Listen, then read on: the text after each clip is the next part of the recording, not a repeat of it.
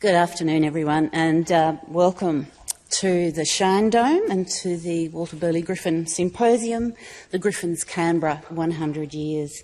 My name's Anne Watson and I'm a member of the Griffin Society Committee. Well, it's my great pleasure to introduce John McInerney. I'm sure he's well known to many of you here this afternoon, and those of you who were at Caroline Pidcock's talk last night will know that, you know, when you get Caroline, fortunately you often also get John, a bit like Walter and Marion, really. I like to think they're channeling both of them. And John is an architect and town planner with special interests in transport and heritage. He is a past national president of the Planning Institute of Australia, former manager of planning for the City of Sydney and the City of Melbourne, and was ACT Commissioner for Land and Planning from 1997 to 2004.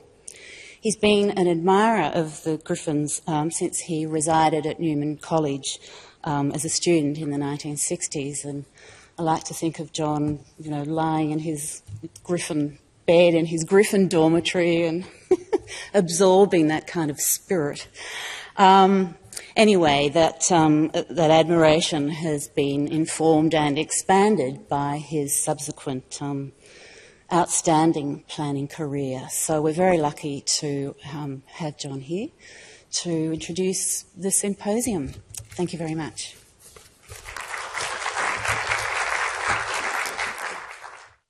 Ladies and gentlemen, welcome to you all. I just had visions of myself lying in my Griffin bed, which, by the way, he designed very hard beds for us students in Newman College, and absorbing the spirit of Griffin. I think I probably was absorbing other spirits in those days of my misspent youth, but it certainly was a transforming experience to spend some time in Newman College itself, living there and partaking of his architecture as a student. But in particular, I guess it led to my appreciation over the years, and I subsequently became the city planner of, I was then called the city planner architect of the city of Heidelberg, and was able to, of course, understand his Eaglemont subdivisions, and then subsequently in other jobs I've been involved with Griffin. So, as it were, the spirit of Griffin really has permeated my whole life in an extraordinary way, and here I am today introducing today's events on behalf of the Walter Burley Griffin Society. I would like to, in fact, now more formally welcome you to what is our centrepiece event of this festival. Many of you do know that the Society emerged in 1988. It had to do with an attempt to convince the Historic Houses Trust to acquire the Duncan House in Castle Crag. That ultimately was not entirely successful, but it was successful to the extent that the Walter Burley Griffin Society formed in 1988 by a dedicated band of volunteer enthusiasts, many of whom are actually here today. Amazingly, there's still a dedicated band of volunteer enthusiasts, only older. The Society, meanwhile, over the last 30 years, and thanks to the efforts of those volunteers, has become really an internationally recognised body, not only for its scholarship with regard to the Walter Burley Griffin buildings, but the whole philosophy and impact that the Griffins had on Australia, and the linkages back into America will be illustrated today by Professor Creech. I'd like to thank, I guess, all of those people, those volunteers, and those people who've worked tireless hours over the last 30 years for again bringing us together today, but also for the work they've done, often to the detriment of, I suppose, to the other things in their lives that may have been calling them at the time, and often financially to their detriment as well, but I think we all thank them greatly. Coming back to today, as I walked to the library this morning, and many of you were at the library exhibition, and feeling the chill of a Canberra winter, I recall that Walter had also arrived, in fact, on Sunday, 100 years ago on Sunday, to this same, literally to this same place and in the same weather, I presume. So I hope he had some warm jumpers which he'd brought with him from Chicago, particularly for this morning. But what he would have noticed as time's gone on today has been the beauty of a Canberra day as the morning mists clear, the clear skies and literally the quality of the landscape, I'm sure, would have impressed him greatly for the few days that he was here. Looking back at that time, I also realised or read that he had been previously in Sydney and had been very impressed with Sydney, to the extent that, as I read, he had won over the Lord Mayor when he said that Sydney was about 5 times more beautiful than he had ever dreamt. So Walter, as we all know, was at times a great salesman. Myself, as an ex-Deputy Lord Mayor of Sydney, I can assure you that winning over the Sydney Lord Mayor was probably not that hard. Certainly compared to the difficulty of winning over the Canberra bureaucrats he had to deal with when he arrived here. But today we're having a symposium, which the dictionary defines as a convivial meeting, usually following a dinner, for drinking, conversation and intellectual discussion. I'm afraid the resources of the Society don't quite extend to funding the drinking as required in the true Greek symposium, but we're providing tea and coffee at 2 o'clock this afternoon, and you will be then required to enter into appropriate deep conversation and intellectual discussions.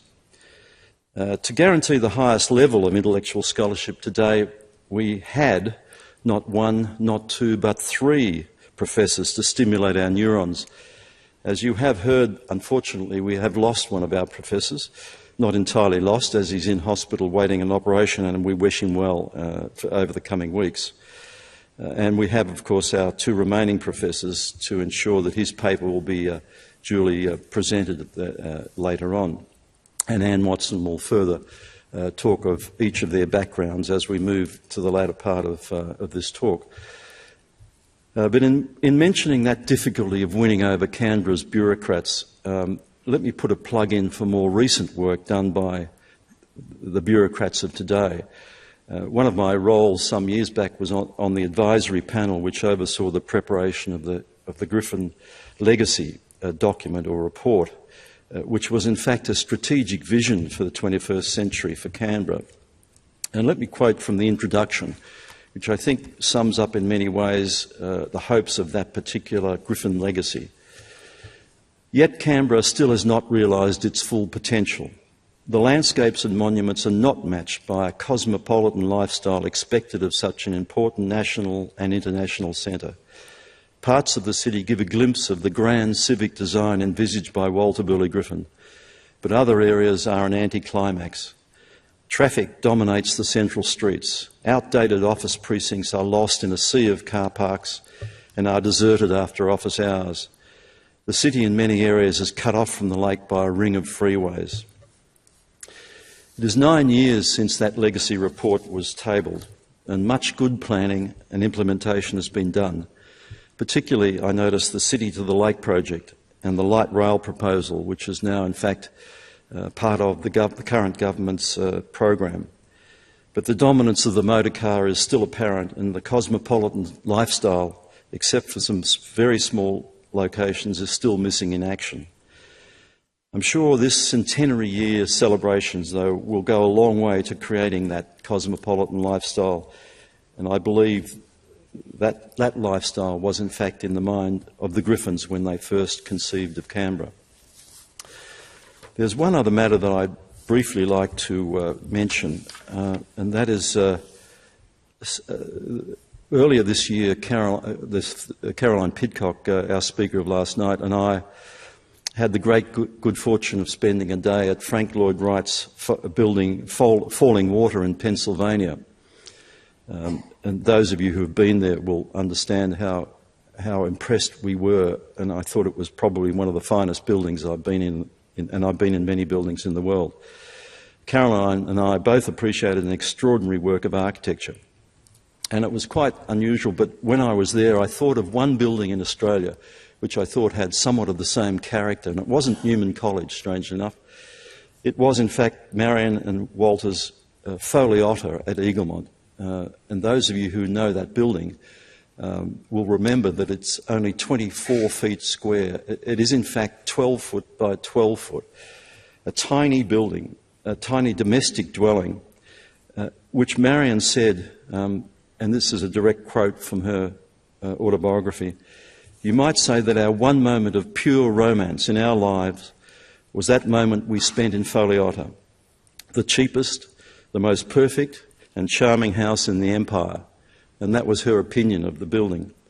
And I found out at the library this morning they have a copy, or they have in fact the original envelope on which Walter Burley Griffin sketched the plan and section for that particular building. It was literally drawn up on the back of an envelope. It's something that nowadays doesn't happen, of course, because we don't have that many envelopes in the time of the internet. But in those days, if you remember, envelopes were the way in which people communicated, through letters. So there were many envelopes, and paper was, in fact, slightly more expensive than it is today. So sketching on the back of the envelope was, in fact, quite a normal procedure. But to have the original envelope in which Walter sketched and then wrote in his own handwriting Foley Otto on the top of that sketch. Of course, that way of working was, in fact, very much consistent with his way of communicating and working with Marion. That sketch would have been translated into the building we now see very much through the hands of Marion. Unfortunately, in the 50s, I think it was, or the early 60s, a large, a three-bedroom addition was in fact appended to this perfect building in the 70s, actually. But Foley Otto now desperately needs to be unappended, I believe, and restored to enable the original Foley Otto to be brought to appropriate public attention. I understand the current owners, who I thought may have been visiting here today, but they aren't, they admire the doll's house, as Marion put it, greatly, and they would not be unsympathetic to some work of that nature. The problems are challenging, to say the least, but I am prompted to raise the idea after the success of a similar project on a Robin Boyd house, and those from Melbourne will know of this. Robin Boyd House in Walsh Street, South Yarra. What was set up a few years ago was the Robin Boyd Foundation, which now manages that house on behalf of the public, in fact, and is now open to the public for public inspection. I would very much like to see, hopefully in the future, something similar to perhaps a Walter Burley Griffin Foundation that may begin to work on the retention or restoration of some of the great buildings left to us by the Griffins. If that idea strikes a chord in anyone in this room today, please see me at 2 p.m. and we can discuss it over drinks. And I'm sure the discussion will be appropriately intellectual, as befits a Greek symposium. Thank you very much for the time. My great pleasure now to introduce Paul Creech, all the way from Chicago. Paul is Professor Emeritus of Architectural History at the University of Illinois, where he taught for more than 2 decades. He's a leading authority in America on the Prairie School architects, including Frank Lloyd Wright and, of course, the Griffins, on whom he has notched up a number of impressive publications, including Walter Burley Griffin in America in 1997, 2 American Architects in India, Marion Marnie and Milliken Place, and most recently an essay on Marion's drawings in the wonderful Marion Marnie Reconsidered publication. I first met Paul when I was developing the Beyond Architecture exhibition at the Powerhouse, and he made a tremendous contribution to that exhibition. And I just want to formally thank you now. It was 15 or so years ago, but it was a wonderful experience working with you and meeting Jane as well. So that was in 1998, that exhibition. Paul came out for the opening. The previous year, he'd organised and hosted the first international symposium on the Griffins on the University of Illinois campus. And he came out again in 1998, in October, I think it was, for the symposium in Melbourne, but hasn't actually been out since. So we're very fortunate to have him here this afternoon. Since the Beyond Architecture exhibition, Paul was instrumental in organising the Walter Burley Griffin Society of America, I think in 1999, and organises its series of lectures and tours. And Paul is going to, the topic of Paul's talk this afternoon is Small Town to National Capital, Walter Burley Griffin's Ideas about Architecture, Landscape and Planning from 1901 to 1913. Thank you. Well, thank you, Anne, for that very kind introduction, and I am really thrilled to be back here after 15 years. So thank you to the Walter Burley Griffin Society for making that possible. And, of course, particularly John and Adrian Kabos. And I suppose James Wyrick for thinking I might have something to contribute today. So, as Anne said, my topic is this from small town to national capital, Walter Burley Griffin's ideas about architecture, landscape, and planning from 1901 to 1913. That is, in a sense, the background to the Canberra plan and all of his subsequent designs in Australia and India. In the heart of the Midwest of the United States is a bridge that figures prominently in one of the icons of Americana, the so-called Music Man Footbridge. The inspiration for the place were the leading characters' rendezvous at the climax to Meredith Willson's famous musical of that name, a story set on the 4th of July, 1912. A view from that actual bridge, the one that inspired Willson, looks over a remarkable landscape and planned community that also reflects a deep-seated desire to create something truly American, and includes two extraordinary architectural masterpieces, all designed by someone who was, in fact, in that town, actually Mason City, Iowa, the week after the real 4th of July, 1912, with his new sketches for this site and its houses. An equally and quintessentially American story, and one that actually happened. That person, of course, was Walter Burley Griffin, one of those remarkable Midwesterners who populated Chicago at the beginning of the last century. Among them, Jane Addams and Torsten Veblen, Harriet Monroe and Daniel Burnham, as well as the architect Louis Sullivan and his followers, including Robert Spencer, Marion Mahoney, and of course, Frank Lloyd Wright. Uniquely among that creative group, Griffin's career encompassed the three separate disciplines of architecture, landscape design, and urban planning. And what he accomplished in America is only a part of the complete Griffin. For as everyone here knows, he moved to Australia in 1914 and moved again to India in 1935, where he died 2 years later, having just turned 60, at the height of his powers and very much on the young side as architects go. By comparison, if Wright had died at that same age, none of his late works, from Falling Water to the Guggenheim Museum, would exist. It is the development and maturing of this trio of separate but interlocking creative endeavors, planning, landscape, and architecture, in Griffin's American work that we will briefly trace here. Walter Burley Griffin was a man with a mission, one whose particular source we know, for Griffin himself told us, "The event that changed my life," he reported, was as a young man hearing Louis Sullivan deliver a stirring lecture in 1900 urging young architects to create not copies of old buildings, but a new democratic American architecture derived from nature for the modern world. Griffin then, like Frank Lloyd Wright, was one of the followers of Louis Sullivan, that is a group we call the Prairie School. Griffin was strongly influenced by Wright's example, but he was never, in any meaningful sense, a follower of Wright, much less Wright's student. Indeed, down here in Australia, he is sometimes considered the equivalent of Wright. Like Wright in America, Griffin has been given his own postage stamp. Notice for a moment that Griffin's was issued in 1963, 5 years before Wright's, and that it is a 5-penny stamp, while Wright's is only worth 2 cents.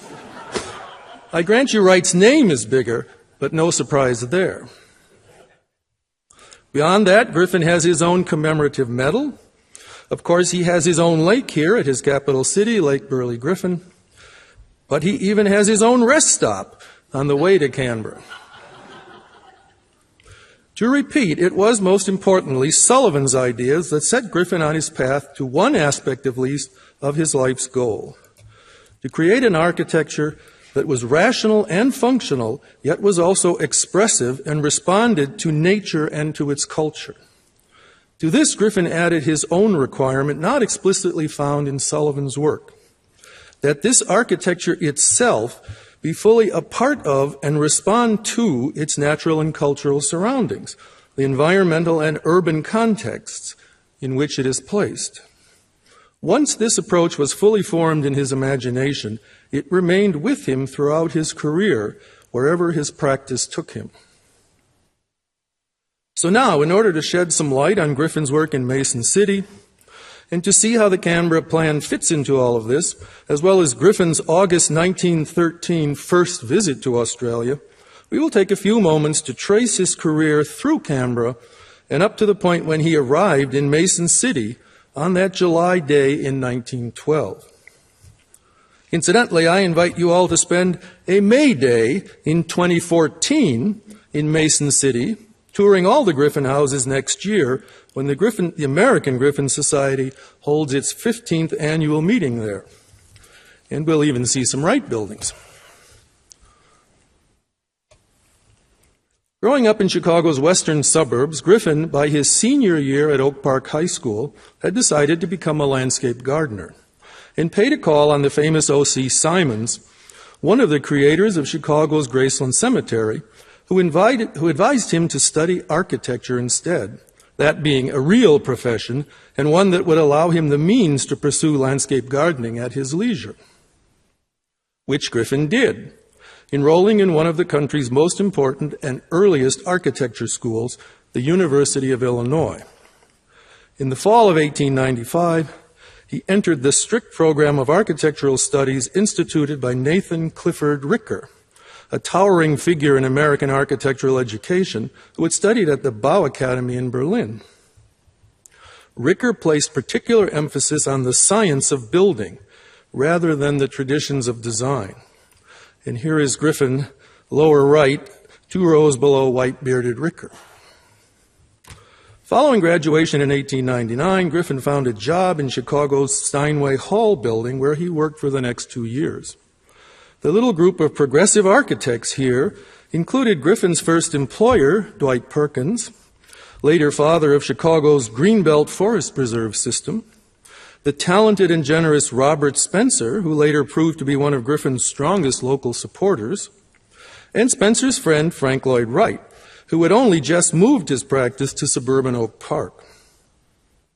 Responding to Sullivan's call for a new architecture, these architects had already shared ideas and draftsmen for several years. In July 1901, Griffin became a licensed architect, which, coupled with 2 years' experience and a university degree, would have allowed him to open his own practice. Instead, he accepted Wright's offer to join his Oak Park studio. Griffin now participated in that most exciting creative endeavor in modern architecture, the blossoming of Wright's Prairie Style. Here he met another licensed architect, Marion Lucy Mahoney, an 1894 graduate of MIT, who would create for Wright one of the most famous rendering styles of the 20th century. Griffin proved a great asset to Wright, making regular checks on the progress of many of Wright's most innovative buildings, including the Willits, Dana, and Martin houses, and the Larkin building, while often mollifying clients and contractors who had been slighted in some way or another by the mercurial Mr. Wright. During his first year working for Wright, Griffin accepted an outside commission, his first independent job, to provide not a building design, but both campus and landscape plans for a public teachers' college in downstate Illinois, the Eastern Illinois State Normal School at Charleston.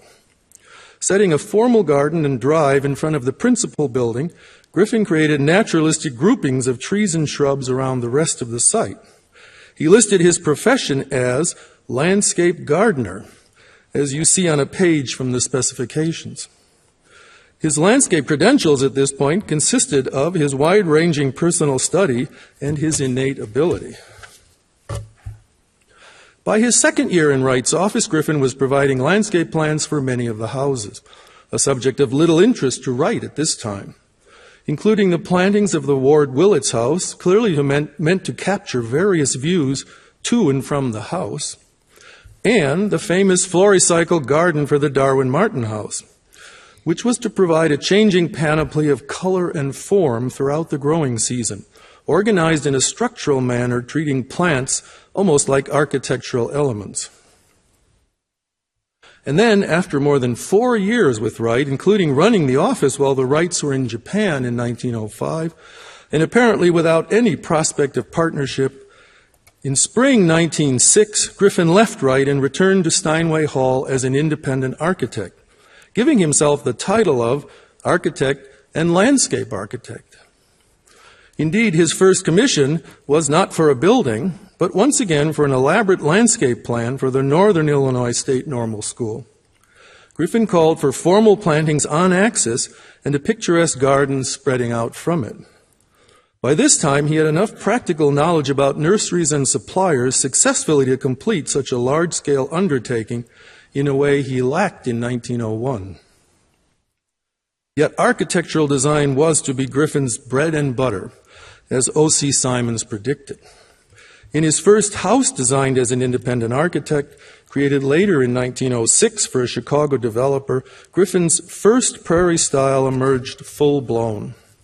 Casement windows decorated with wooden muntins and clear glass, raised ceilings, and an interest in diamond forms.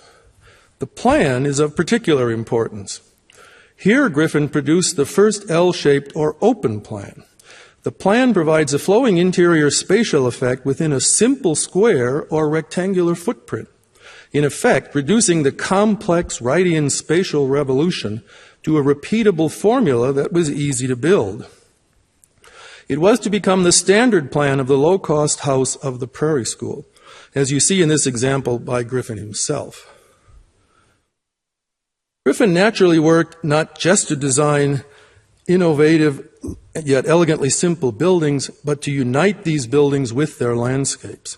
Thus, his early practice includes many examples of paired houses, such as these two, which, though contrasting in form, have the same molding and cornice heights, and are connected by a garden wall that extends the architecture into the landscape. He also created pairs that were mirror images of each other, with the buildings capturing and defining the space between them. By 1910, he was busy tackling all three of his interests. He was not only producing proposals for whole streets of low-cost houses for developers, but making his first suggestions for suburban housing plans, including this proposal to replace a rectangular grid with a street plan that more efficiently followed the rolling topography seen on the lower image. Well, this is an example of what we would call city planning. Griffin clearly felt that landscape and urban design were both included in what for him was the all-encompassing term of landscape architecture, and thus he was a landscape architect. At the same time, he continued to provide landscape gardening plans for many of his own houses and occasionally those of other architects, as we see in this collage of all three creative endeavors. By this date, 1910, Griffin's architecture itself was changing, becoming more simplified and monumental, to produce what may be called his second Prairie Style. Using hollow clay tile and concrete block, he created massive cubic buildings that were precociously flat-roofed and without Wright's overhanging eaves. This one was made entirely of reinforced concrete. It was immediately dubbed solid rock, and was surmounted with a luxurious roof garden. But even here, Griffin was soon thinking about how buildings in his new style would fit together. Or rather, he never stopped thinking about the subject. Here is Solid Rock 2, as it was intended to be paired with the first Solid Rock and designed for the same developer. This remarkable development in Griffin's work occurred shortly after Wright had left the Chicago scene for his European trip and subsequent move to Taliesin in rural southwestern Wisconsin. Ironically, Griffin became indirectly involved in Wright's practice.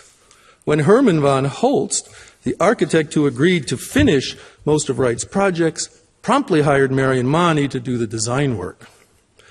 And Money, remembering Griffin's landscape plans when they both worked for Wright, convinced von Holst to hire Griffin to landscape several of the houses being built in the central Illinois town of Decatur. More than architecture was involved here. And after several months of canoe trips up and down the Kankakee River, Walter and Marion were married in June 1911, forming a personal and professional partnership that lasted until Walter's death 25 years later. By the time of his marriage, Griffin had already designed his first surviving complete town plan, one that combined planning, landscape, and architecture into an entire urban assemblage.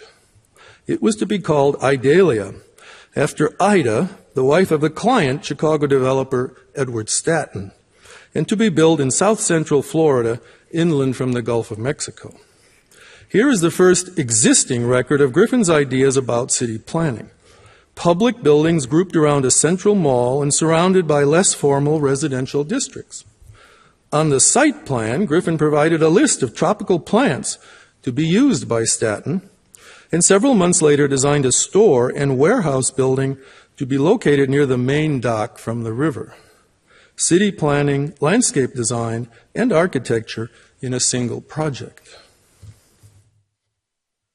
While Stanton was naming the streets of his newly platted town in the summer of 1911, Griffin began work on a design of immensely greater scale than anything he had done before: the entry in the international competition for an Australian capital city. The 12 sheets of drawings, as rendered by Marion Money and her assistants, record one of the most significant chapters in the history of modern urban planning. And from among the 137 worldwide submissions, the committee announced the winning design in May 1912, Walter Burley Griffin of Chicago.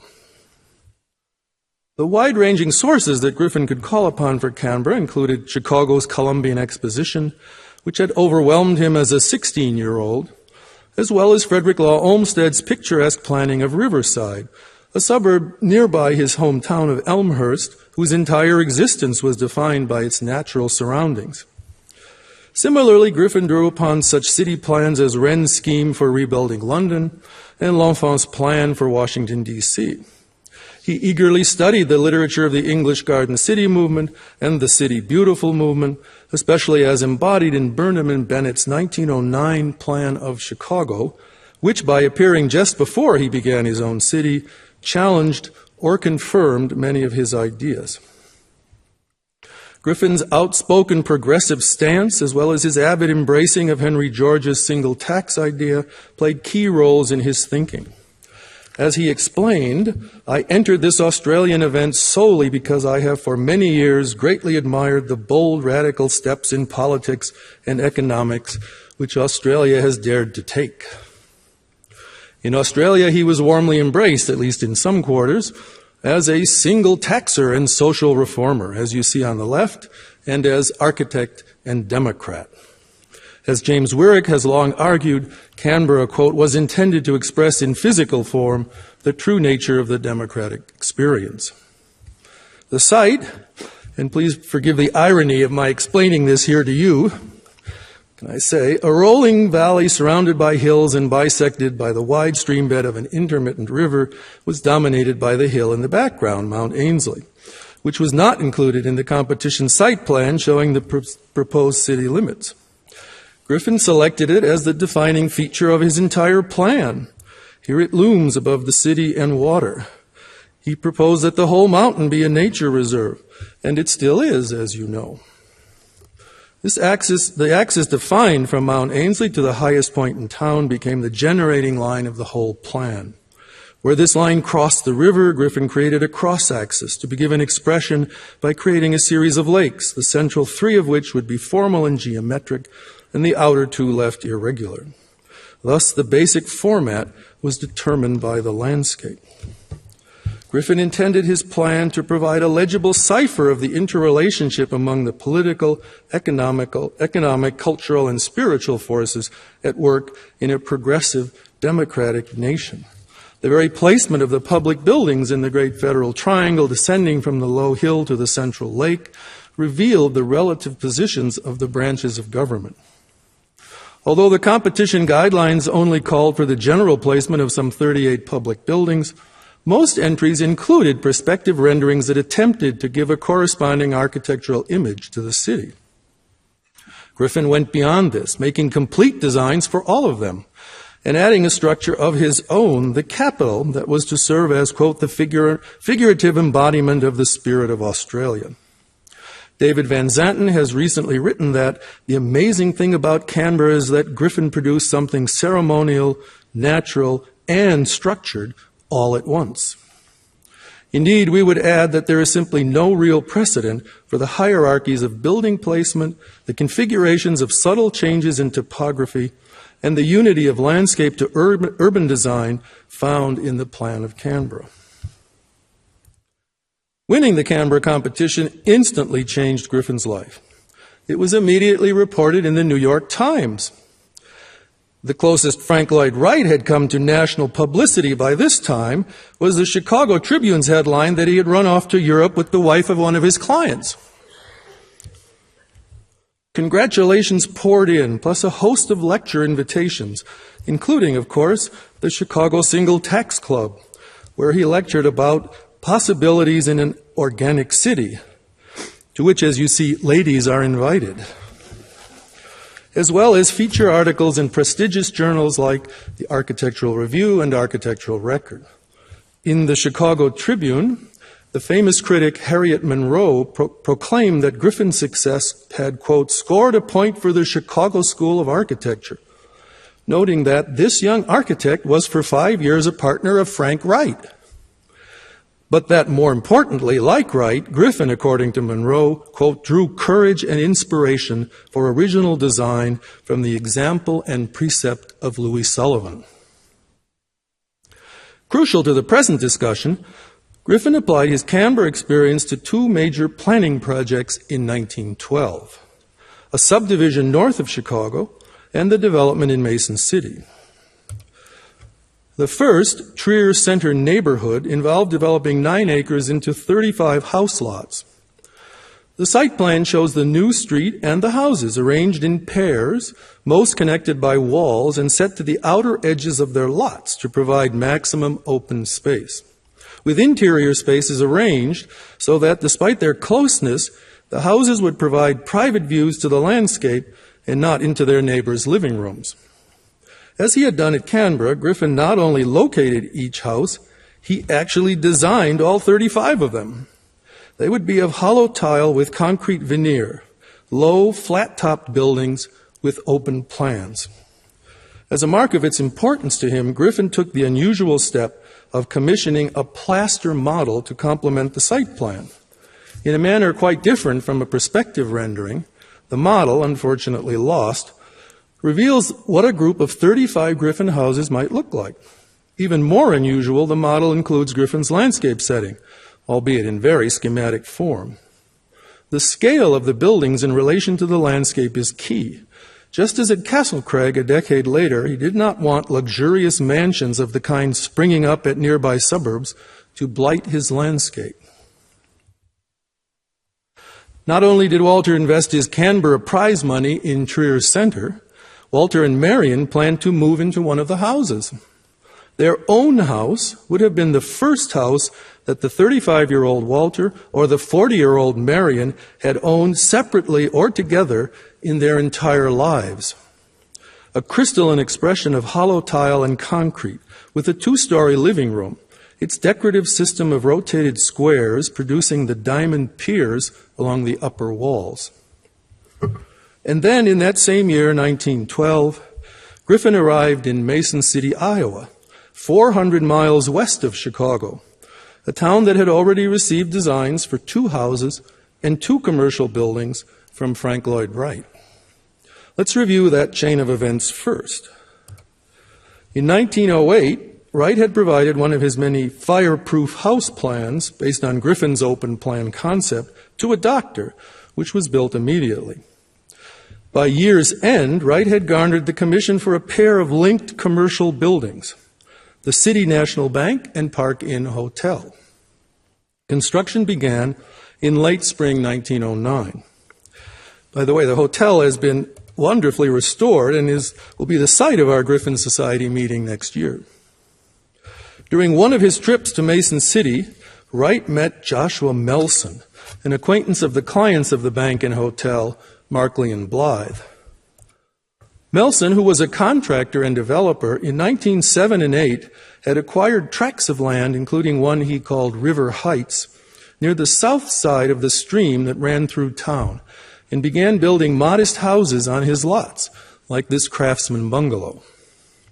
In 1909, Melson approached Wright about a house for himself in his development. And Wright reconfigured the design he had given to several clients that year, including Isabel Roberts in River Forest, which he set back from the creek, as you see in the perspective published in the Vosmert portfolio the next year. Then something unexpected happened, at least as far as most people knew. Wright left for Europe in September 1909 to be gone for a year.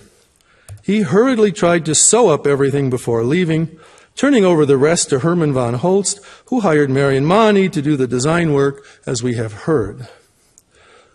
Among these were the bank and hotel, but also Melson's own Wright House, which required not only working drawings and specifications, but a host of practical design changes as well, as Money soon found out, including the door wasn't even in the right place.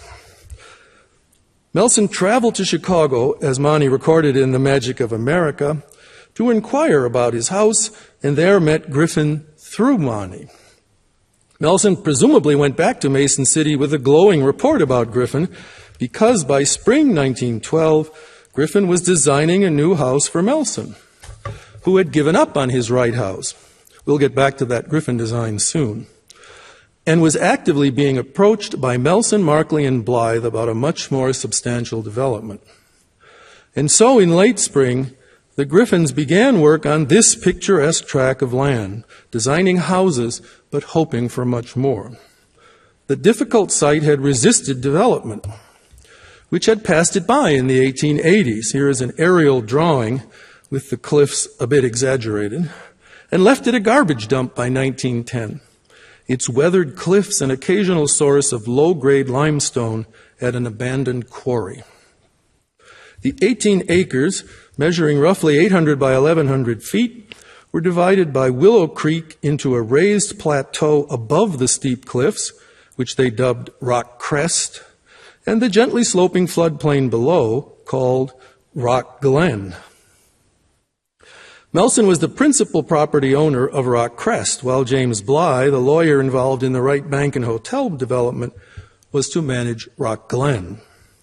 To Griffin, this had all the potential of melding architecture to landscape while enhancing the surviving vegetation and sewing the site into the urban fabric of Mason City.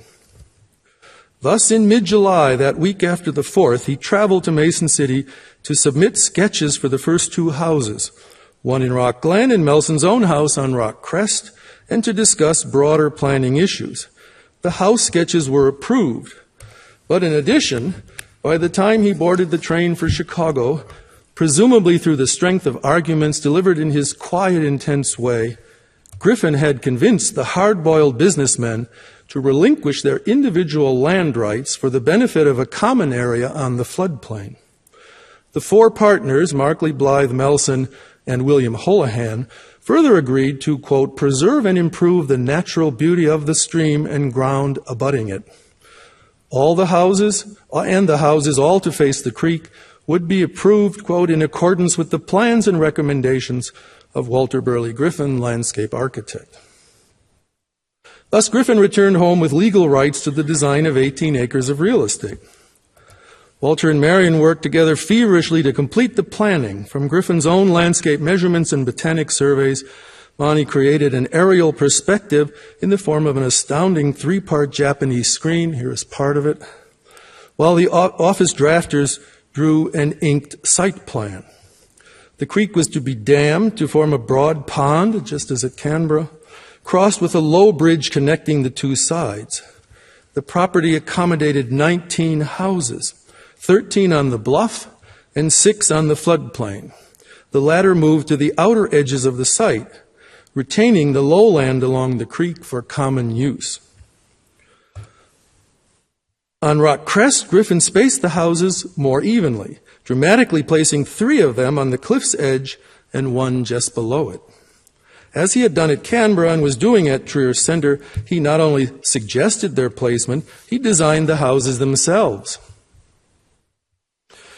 Griffin simultaneously prepared construction documents for the individual buildings that Melson and Blythe began to construct. By the end of the year, contracts were let for the first 2 houses in the Glen, the first for Harry Page, and the second one built by Blythe and sold to lawyer Arthur Rule. Though different expressions, both houses were made of hollow tile, as the Rule photo reveals, and both were finished with rough textured cement stucco, as they called it at the time. Rock Crest on the cliffside particularly fired Griffin's imagination. For Melson, he created something extraordinary, a response to a specific site unparalleled among Prairie School buildings, including Wright's at the time, which the enthusiastic developer immediately constructed, and which has been magnificently restored by the current owners. Griffin placed the house to the very edge of the sheer cliff, in fact, on the site of the quarry.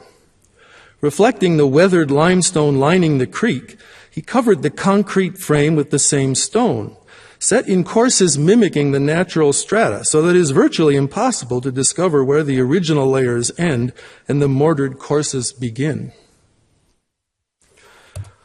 A building of primordial appearance, its facades are so three-dimensional that you can literally climb the walls, as Griffin himself did. For the windows and doorways, however, Griffin uncovered the concrete, faceted and rectilinear, providing a stunning contrast between natural and manufactured forms, between Sullivan's nature and contemporary technological possibility.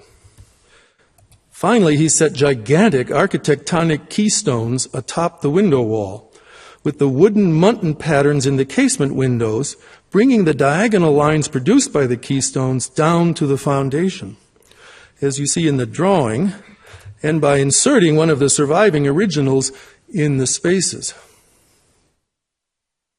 This inspired organic solution to a problem, so different from Wright's earlier response to the same client for a similar site, seemed so natural an expression of the condition at Rock Crest, Rock Glen, that Griffin used textured limestone on the base of the Page House and designed a stone wall around the entire Rock Glen site to give additional unity to the separate buildings.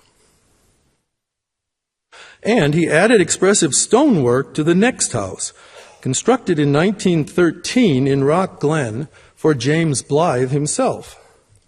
The surfaces of this reinforced concrete building were left plain, except where rough textured limestone, similar to that on the Melson house, was coursed at its base.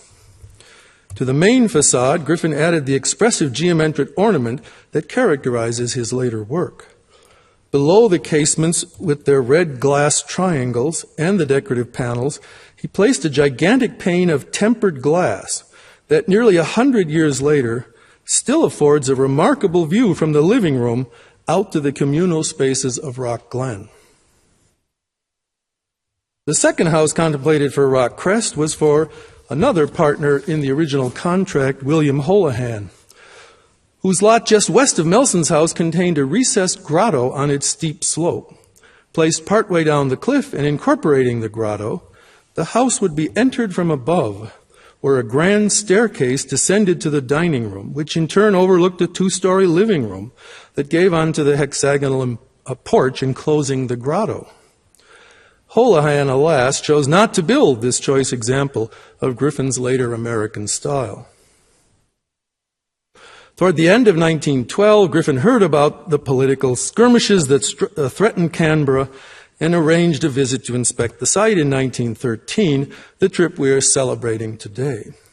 While in Australia between August and November, he was offered the 3-year contract to superintend the city's construction.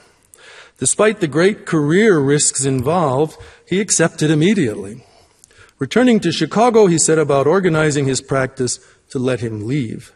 Shortly after Christmas 1913, he visited Mason City to press his clients on both sides of the creek to continue their developments. He was treated like a returning hero. To remind readers of his importance, the Daily Times not only explained his international significance and his continuing work with Blythe and Melson, but reported in the last paragraph, a bit over-enthusiastically, that Griffin, quote, is the architect of the Park Inn and City National Bank building. For perhaps the only time in Griffin's entire career, such was the situation that buildings by right were mistakenly credited to him instead of vice versa. Griffin left town with charges for new work from both Melson and Blythe on the Crest and in the Glen. Melson commissioned a speculative house on Rock Crest for a site shown in Monty's perspective with a house similar to Griffin's new offer to Melson. However, this new version had stone on its lower third, concrete over hollow tile above, and with its flat roof opened as a livable space, something not seen in the Melson, Blythe, Page, or Rule houses. And the sectional drawing shows that it actually had 5 levels, 3 stories including roof garden facing the creek and Rock Glen, and 2 levels set between and behind them containing stairway and bedrooms. This is Griffin's 2-zoned vertical house type, which he had developed at Trier Center, but which works wonderfully well on this steep hillside. Down in the Glen, Griffin offered Blythe a set of 3 houses bordering State Street east to the bridge, replacing 2 houses shown on Monty's perspective. The result was unique among the Mason City designs by combining the 3 structures into a single composition, connected by raised platforms between them, with stairways leading down from these courtyards to the lower level of Rock Glen, exiting through semicircular doorways. The 2 outer houses continue the paradigm of rock-covered bases, while the center house shows exposed concrete from foundation to its rooftop garden and open trellis. In plan, this middle house repeated the 5-level, 2-zoned house, the hillside, as it were, being generated by the change of level from State Street to the floodplain of Rock Glen. The whole integrated design was one of Griffin's very best in terms of context, unity, contrast, form, and expression. Thus, even as he raced to settle his American affairs in early 1914, prepared to travel to Europe and back and arrange to move halfway around the world, Griffin's creative solutions continued to develop in remarkable ways.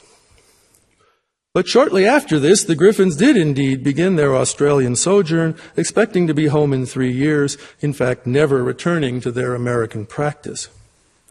In the meantime, a former Wright and Griffin employee and staunch Wright loyalist, young Barry Byrne, agreed to manage the Chicago office. Notice that the letterhead makes it clear that while there is more than one architect in this office, there is only one landscape architect. Unfortunately, this arrangement did not go well. Eventually, the Griffins were forced to abandon their Trier Center house, taking a great loss on the whole investment, and perhaps more tragically, Byrne was not able to keep the momentum going in Mason City. Melson did not build the second cliffside house Griffin designed for him.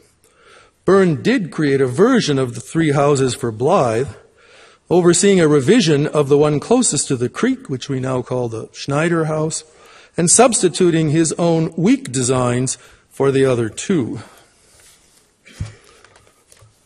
Lacking Griffin's experience as well as his ability with clients, or at least these clients, Byrne finally wrote to Griffin in exasperation, blaming the failing situation on the clients themselves. Quote, "I think that gang is made up of the most glorious set of pikers it has been my fortune to meet." Imagine Griffin's horror in 1915 at reading this characterization of the group of Mason City businessmen whom he had convinced to accept the Crest Rock proposal 3 years earlier and for whom he had built the magnificent Melson and Blythe houses. But back in mid-1913, when Griffin first set sail, on a steamship of course, for Australia, he was still rejoicing in the great progress made at both Trier Centre, the street had been graded and the first house was under construction, and Crest Rock Glen, with 4 houses completed and plans commissioned for 4 more. And despite this growing success in America, in seeing his vision of a new contextual modern architecture coming to fruition, he was exuberant about the possibility of introducing these ideas to a land that he believed would even be more receptive. Returning to Chicago from his first Australian visit, he triumphantly affirmed to a critic, "A new style of architecture is to be created in Australia," citing chiefly among the reasons for this that because they have no traditions to bind them, the rising generation is free to develop naturally. Even though we know full well the pitfalls and misinterpretation inherent in such a point of view and the difficult events that ensued, which despite their mind-numbing wastefulness in many respects, resulted in much magnificent architecture, we can still feel the thrill that Griffin must have felt on August 18, 1913, when he first set foot in Australia. His creative imagination so full of energy and hope, brimming with the ideas developed during his American years of 1901 to 1913, whose possibilities he now prepared to use in a new context for the greater good of modern architecture, landscape, and planning. Thank you.